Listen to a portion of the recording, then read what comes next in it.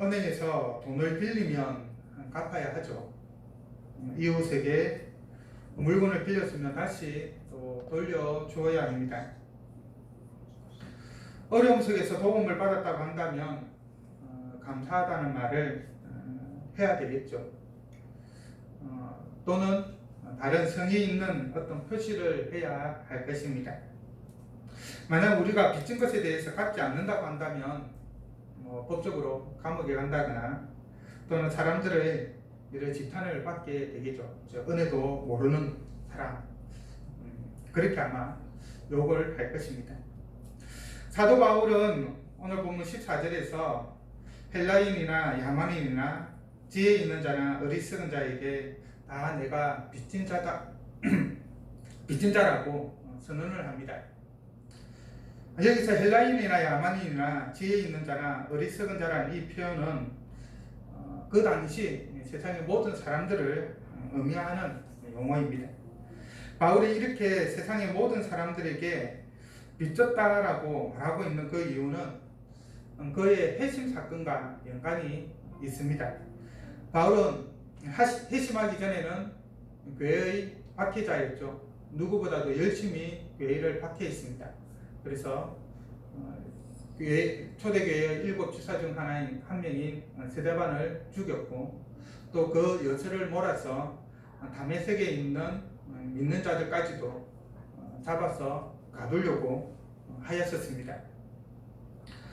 그리고 바로 이 다메섹으로 갈 때에 예수님께서 그를 이방인의 사도로 부르셨죠. 이와 같이 교회의 박해자였던 자신을 이방인을 위한 복음의 사도로 불러주신 그 은혜와 관련하여서 사도 바울은 자신은 빚진 자다라고 하는 이런 표현을 사용하는 것입니다. 바울은 빚진 자의 마음으로 이 로마서를 기록하면서 먼저 로마의 그리스도인에 대하여 하나님께 감사를 드립니다. 감사의 이유는 그들의 믿음이 온 세상에 전파되었기 때문입니다. 믿음이 온 세상에 전파되었다라고 하는 것은 그리스도인으로서 본이 되는 그러한 삶을 살았다는 것이죠. 당시 로마는 황제 숭배의 근원지였고 또 그것을 아주 강조를 했죠. 로마 황제가 신이었습니다. 그렇지만 로마의 그리스도인들은 믿음을 지켜서 황제 숭배를 하지 않았습니다. 또한 로마의 방탕한 생활에 물들지 않고 정결하고 구별된 삶을 살았습니다. 좀 약간 오늘날 표현하면 아주 자유로운 삶을 살았던 것이 로마 사람들이었는데 그에 비해서 그리스도인들은 윤리적이고 도덕적인 삶을 추구했죠. 특별히 엄란한 생활이 아니라 아주 순결한 삶을 살았습니다. 예수 그리스도의 가르침을 따라서 빛과 소금으로서 그 시대에 주어진 역할들을 감당하였었습니다. 그 결과 온 세상이 즉 그리스도인들을 보는 모든 사람들이 그들의 존재를 알게 된 것이죠. 그리스도인이라고 하는 사람들이 있는데 참 특이한 삶을 살아가더라. 좋은 의미에서 그렇게 알려지게 되었다는 것입니다. 이처럼 우리 모두 그리스도인으로서의 믿음의 본이 되는 삶을 살아야 할 것입니다. 이 악한 세상에서 선을 행하고 빛과 소금으로 예수 그리스도의 제자됨을 보여야 할 것입니다. 세상 사람들과 구별되는 삶을 살아서 교회 다니는 사람은 참 뭔가 달라도 다르다라고 하는 것을 보여야 하겠죠. 다른 믿지 않는 사람들과 전혀 다를 바 없다라는 소식을 듣게 된다고 한다면 참 문제가 아닐 수 없을 것입니다. 하나님께 감사를 드린 후 바울은 자신이 로마의 그리스도인들을 생각하는 것이 말뿐이 아님을 기록하고 있습니다. 바울이 로마에 있는 성도들의 믿음이 세상에 전파되므로 기뻐할 수 있었던 것은 그들을 진심으로 생각했기 때문이죠. 로마는 바울에 의해 복음이 전파되지 않은 장소입니다. 그럼에도 불구하고 바울은 자신의 일인 것처럼 로마의 성도들을 생각하였죠. 서신을 통하여서 사도 바울이 자신이 복음을 전하였던 곳에 대해서 그리고 그곳의 성도들에 대해서 얼마나 관심을 가지고 있었는지를 잘 알 수 있습니다. 그와 마찬가지로 로마에 대해서도 동일한 관심을 가지고 있었던 것입니다. 그래서 바울은 로마의 성도들을 위해서 쉬지 않고 기도했습니다. 그리고 로마의 성도들을 위해 기도하는 그 가운데 로마를 방문해 그곳에 있는 그리스도인들을 만나길 진심으로 원했습니다. 하지만 여러 여건상 갈 수 있는 형편이 아니었죠. 가고자 하는데 그 길이 막혔었습니다. 그래서 바울이 로마에 가고자 하는 이유는 두 가지가 있습니다. 첫째는 어떤 신령한 은사를 나누어 주어 경고케 하기 위함입니다. 여기서 말하는 신령한 은사란 성령의 은사를 말하는 것일 수도 있고 또 문맥상으로 보면 성령의 은사라고 말하기보다는 오히려 올바른 기독교 교리, 즉 복음의 진리라고 보는 것이 더 좋아 보입니다. 비록 로마에 있는 그리스도인들의 믿음이 온 세상에 전파되었지만 바울이 보기에는 약간의 의구심이 들었던 것이죠. 그것은 그들의 믿음의 출처가 불명확했기 때문입니다. 사도들에 의해서 거기서 복음이 전파되어지고 또 그래서 믿는 자들이 생겨서 또 좋은 소문이 났다고 한다면 그 자체로 참으로 좋은 일이고 기쁜 일이겠죠. 의심할 바가 아닙니다. 그런데 누가 이 전하였는지를 잘 모르기 때문에 그들이 제대로 된 믿음을 가지고 있는지 의심이 들 수밖에 없는 그런 상황이었던 것이죠. 비록 그들의 생활이 윤리적이고 도덕적이야 할지라도 신앙에 있어서는 또 다른 문제이기 때문입니다. 소위 신앙심이 깊은 것과 바른 신앙을 가지고 있는 것은 별개이기 때문이죠. 우리나라 교회의 문제가 바로 여기에 있죠. 교회의 성도들이 신앙심은 상당히 깊은데 그에 비해서 바른 신앙을 가지고 있는 경우가 많지 않습니다. 그러다 보니 교회에서의 생활과 세상에서의 생활이 전혀 다른 경우가 참으로 많이 있죠. 그래서 교회에서는 참으로 누구보다도 좋은 사람이라고 칭찬을 받지만 세상에서는 오히려 욕을 먹는 경우가 많이 있습니다. 각설하고 바울은 로마의 그리스도인들에게 바른 기독교 신앙을 전수해주고 싶었습니다. 당시에 수많은 이단들과 거짓 가르침과 거짓 교사들이 판을 치고 있었죠. 특히 바울의 사역과 관련하여서 서신서들을 보면 바울이 전하는 곳에서는 유대주의자들이 따라와서 오히려 해방 놓는 것을 우리는 봅니다. 그러했기 때문에 로마의 그리스도인들이 이단과 거짓 가르침과 거짓 교사들에게 넘어갈 그런 개연성이 많이 있고 그런 가르침에 자기도 모르게 빠져 있을 수 있는 그런 가능성이 많이 있었던 것이죠. 그래서 바울은 그렇게 되는 그런 상황들을 매우 걱정을 했고, 그래서 바울은 로마의 성도들이 이단과 거짓 가르침과 거짓 교사들에게 미혹되지 않도록, 그리고 넘어가 있는 그렇게 잘못된 가르침에 빠져 있는 자들이 있다고 한다면 돌아올 수 있도록 성도들을 바른 기독교 진리로 가르치기를 원했던 것이죠. 복음의 진리에 견고히 서 있기를 원했던 것입니다. 왜냐하면 그렇게만 된다면 바울이나 로마의 성도 모두에게 안위가 될 것이기 때문입니다. 한마디로 말해서 서로 간에 걱정할 필요가 없게 되는 것이죠. 로마 성도들의 입장에서도 내가 정말 바른 신앙을 가지고 있는가, 내가 배운 이 진리가 확실한 것이 맞는가? 거기에 대해서 이제 바울의 가르침을 받는다면 확신이 서게 되겠죠. 또한 반대로 바울의 입장에서도 자신이 직접 가르쳤기 때문에 더 이상 로마의 성도들이 바른 가르침 가운데 있는지 없는지, 복음의 진리 가운데 바로 있는지 없는지 의심할 필요가 없게 되는 것입니다.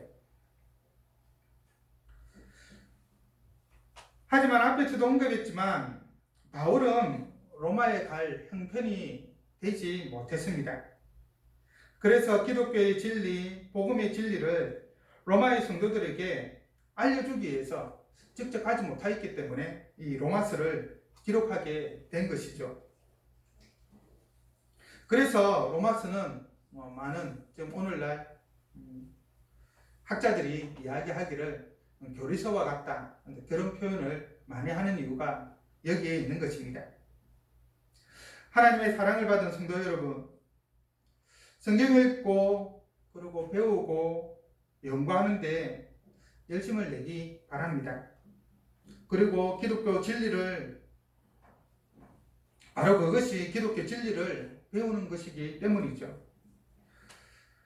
우리가 바른 기독교 진리의 기초 위에 있다고 한다면, 바로 그 가운데에서 신앙생활을 한다고 한다면 여러 이단들의 가르침에 빠지지 않을 것이고 넘어가지 않을 것입니다. 신앙심만 깊은 성도 또는 무늬만 성도인 그리스도인이 아니라 바른 교리와 복음의 진리에서 선한 삶을 삶으로 모든 사람에게 칭찬받는 그런 그리스도인들이 되기를 원합니다. 그리고 그것을 통해서 우리 하나님의 복음을 전하는 우리 모두가 되기를 바랍니다. 다음으로 바울이 로마에 가고자 한 두 번째 이유는 다른 이방인 중에서와 마찬가지로 믿는 자를 얻고자 했기 때문입니다. 13절을 보십시오.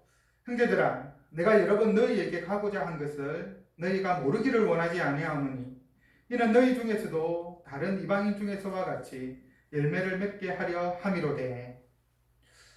그런데 이 번역은 약간의 오해를 일으킬 수 있습니다. 맨 마지막에 있는, 우리 한글 번역에서 맨 마지막에 있는 열매를 맺게 한다라고 하는 이 표현은 헬라어 원어로 보면 열매를 거둔다라고 하는 의미가 더 강합니다. 여기서 말하는 열매는 그리스도인의 믿음을 통해 나타나는 선행이나 성령의 은사 같은 것이 아닙니다. 그것이라기보다는 복음의 전도를 통하여서 얻게 된 그리스도인들을 의미하는 것이죠. 새신자, 오늘날 표현하면은 새신자의 개념이 강합니다. 그래서 바울의 방문 목적이 로마 성도의 인격적 변화에 있는 것이 아니라, 왜냐하면 어떻게 보면은 그들은 이미 인격적으로 많은 부분에 있어서 성숙해 있었기 때문에 그 인격적 변화에 있는 것이 아니라 복음의 전도에, 바른 복음의 진리를 가르치는 데 있었다는 것은 여기서도 알 수가 있는 것이죠. 여하튼 이 부분과 관련하여서 쉬운 성경은 13절을 다음과 같이 번역합니다. 다른 이방인들 사이에서 믿는 자들을 얻은 것처럼 여러분 중에서도 어떤 열매를 얻고 싶었기 때문입니다. 이게 병행을 이룬다고 한다면, 이방인들 사이에서 믿는 자를 얻었다고 한다면 그와 마찬가지로 또 로마에서도 믿는 자들을 얻기를 원했기 때문에, 즉 새로운 신자를, 새로 예수 그리스도를 믿는 자들을 얻기를 원했기 때문에 라고 그렇게 말할 수 있는 것이죠. 바울은 아직 구원받지 못한 로마의 많은 사람들에게 복음을 전하여 그리스도인으로 삼고 싶었던 것입니다. 바로 그러한 이유로 바울은 로마에 가기를 여러 번 시도하였죠. 그러나 앞에서도 언급했지만 여러 가지 방해 때문에 로마에 갈 수가 없었습니다. 그러면 바울은 왜 이렇게 로마에 가서 복음을 전하려 했을까요? 그것은 그 스스로 생각하기에 자신이 빚진 자라고 인식하고 있었기 때문입니다. 14절의 말씀을 보겠습니다. 헬라인이나 야만인이나 지혜 있는 자나 어리석은 자에게 다 내가 빚진 자라. 여기서 야만인은 우리가 일반적으로 생각하는 그런 미개인을 의미하는 것이 아닙니다. 헬라인 이외의 모든 사람들, 특별히 헬라어를 할 줄 모르는 그런 사람들을 통칭하는 용어입니다. 당시의 용어인 것이죠. 지혜 있는 자나 어리석은 자도 헬라인과 비헬라인을 구별하는 그러한 표현입니다. 당시 사회를 그리스 로마 사회라고 이렇게 표현을 하죠. 그리스를 헬라라고 하기 때문에 당시의 로마는 그리스의 그러한 문화와 사고방식들이 만연해 있었는데 그것을 빗대어서 표현을 하고 있는 것입니다. 그리고 당시 로마 제국이 세계의 중심이었기 때문에 헬라인과 비헬라인으로서 구별하였던 것이죠. 이 표현을 한마디로 말하면 유대인이 아닌 이방인이다 라고 말할 수 있을 것입니다. 바울의 입장에서는 그러하다라는 것이죠. 그런데 바울은 이방인들에게 빚진 자란 표현을 왜 사용하고 있는 것일까요? 그것은 바울의 핵심 가정과 밀접한 관련이 있습니다. 바울은 유대교에서 기독교로 회심하기 전 교회의 가장 큰 핍박자였죠. 앞에서도 언급했지만 그는 세대반을 돌려쳐 죽이는 데 앞장섰고 심지어 예루살렘에서 240km나 떨어져 있는 다메섹으로 가서 믿는 자를 그 다메섹에서 예루살렘으로 잡아오려고 했었습니다.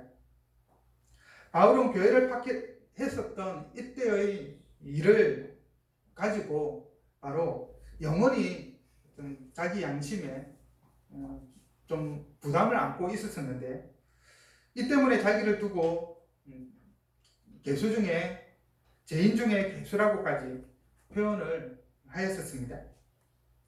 이렇게 교회를 파괴했던 그를 하나님께서는 예수 그리스도의 복음을 전하는 이방인의 사도로 삼으셨죠.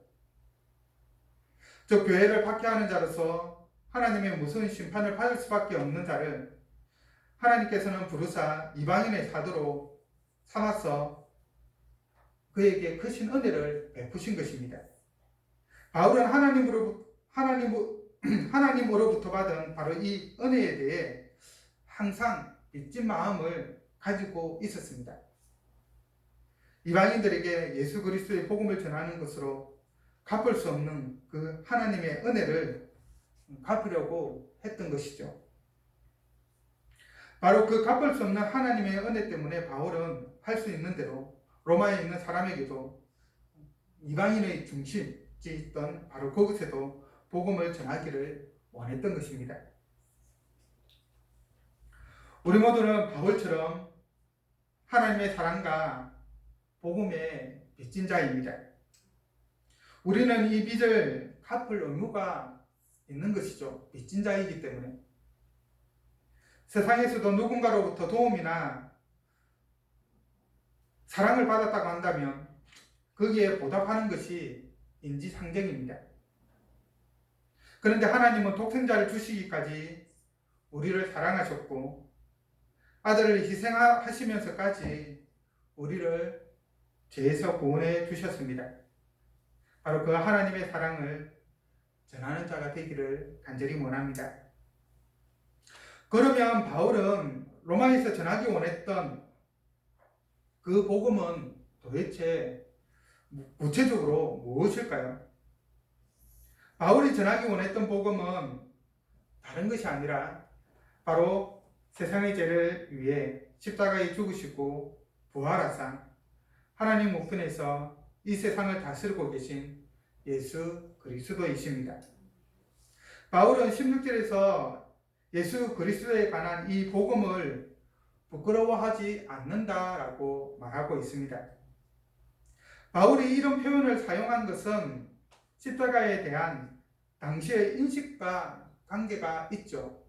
왜? 다른 사람들이 다 부끄러워했기 때문에 자신은 부끄러워하지 않는다라고 말하고 있는 것입니다. 당시 로마 사회에서는 아무리 중한 죄를 지어도 로마 시민권을 가진 자에게는 십자가형을 내리지 않았습니다. 이 십자가는 로마인에게 있어서는 키케로 같은 경우에는 입에조차 담아서는 안 된다라고 하는 표현을 사용할 정도로 참 싫어하고 멸시하는 증오의 대상이었습니다. 말 그대로 십자가는 가장 끔찍한 형벌의 수단으로 수치의 상징이었던 것이죠. 또한 헬라인에게 있어 죽은 자가 부활했다라고 하는 이 소리는 헛소리로밖에 들리지 않았습니다. 헬라인 하면 그리스인이고 그리스인 하면 철학의 시초, 철학의 발생지이죠. 그리스는 가장 이성적이었고 철학적인 이 헬라인 그리스인들이 보기에는 당시 사람들 엘리트 집단들이 보기에는 죽은 자가 다시 살아났다, 이건 있을 수 없는 일이죠. 철학적으로 이성적으로 아무리 생각해도 이해하려고 해도 할 수 없는 것이 바로 기독교에서 말하고 있는 부활 개념입니다. 그리고 유대인에게 있어 당시 십자가는 하나님의 저주의 상징으로 십자가에 달린 자는 하나님의 저주를 받은 자로 인식되고 있었습니다. 그 이유는 십자가 신명기 21장 23절에 나무에 달린 자마다 저주 아래에 있는 자라고 명시되어 있기 때문이죠. 그리고 당시 십자가는 나무로 만들어졌고 또 매달려 있었으니까 신명기 21장 23절의 그 말씀이 그대로 성취되는 것으로 보았던 것입니다. 바로 이런 배경에서 예수님이 십자가에 죽으시고 부활하셨으며 하나님의 아들이라고 전하는 것은 부끄러운 일이 아닐 수 없는 것이죠. 말도 안 되는 소리를 아주 진지하게 전하고 있기 때문에 그것을 전하는 사람들은 조롱의 대상이 될 수밖에 없는 것입니다. 그러나 그럼에도 불구하고 사도 바울은 복음을 부끄러워하지 않는다라고 말하였죠. 그것은 바로 복음은 모든 믿는 자에게 구원을 주시는 하나님의 능력이 되기 때문입니다. 16절을 우리 다 같이 함께 읽어보기를 바랍니다. 아주 중요한 성경 구절이죠. 같이 한번 읽어보겠습니다. 내가 복음을 부끄러워하지 아니하노니 이 복음은 모든 믿는 자에게 구원을 주시는 하나님의 능력이 됨이라. 먼저는 유대인에게요 그리고 헬라인에게로다. 하나님은 당신의 구원 계획을 예수 그리스도를 통해서 실행하셨습니다. 하나님은 당신의 구원의 능력을 예수 그리스도를 통해서 구현하셨습니다. 하나님은 오직 예수 그리스도를 우리를 구원하실 수 있는 그런 분으로 삼으셨죠. 유일한 분이십니다. 하나님은 이 복음을 통해서 우리에게 하나님의 사랑을, 하나님의 구원의 은혜를 나타내셨죠. 이 복음은 먼저 유대인에게 전해졌고 다음으로 이방인에게 전해졌습니다. 그리고 우리에게도 전해졌죠. 여하튼 먼저 유대인에게 다음으로 이방인에게 라고 하는 이 말은 신학적이고 역사적인 의미에서 그렇다는 것이지 유대인과 이방인 사이에 어떤 차별이 있어서 그런 것은 아닙니다. 그런 의미로 말하고 있는 것은 아닙니다. 그리고 바울이 복음을 부끄러워하지 않은 또 다른 이유는 17절에 나타나고 있듯이 복음에는 하나님의 의가 나타나서 믿음으로 믿음에 이르게 하기 때문입니다. 예수 그리스도로 라고 하는 복음 안에 하나님의 의가 들어 있습니다. 하나님의 의는 죄인된 우리를 어렵게 만드는 원천이죠. 우리가 어렵게 되는 것은 하나님의 의가 우리 안에 있기 때문입니다.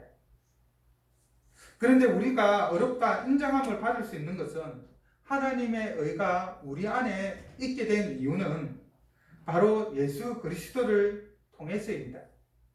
예수 그리스도께서 그 하나님의 의를 십자가의 사역을 통하여서 그 사역을 믿는 모든 자들에게 하나님의 의를 나누어 주신 것이죠. 전가하여 주신 것입니다. 그리고 하나님의 의가 예수 그리스도를 통해 우리에게 전가되는 그 수단이 바로 믿음이죠. 예수 그리스도를 믿는 것을 통하여서 하나님의 의가 우리 안에 있게 되는 것입니다. 그래서 이 부분을 쉽게 풀었으면 다음과 같습니다. 복음에는 하나님의 의가 나타났는데 이 하나님의 의에 이룰 수 있는 방법은 오직 믿음을 통해서입니다. 하박국 선지자의 말처럼 오직 의인은 믿음으로 말미암아 사는 것이죠. 영생을 얻는 유일한 방법은 예수 그리스도의 십자가 사역을 믿는 것입니다. 말씀을 맺겠습니다. 우리 모두는 복음의 빚진 자입니다.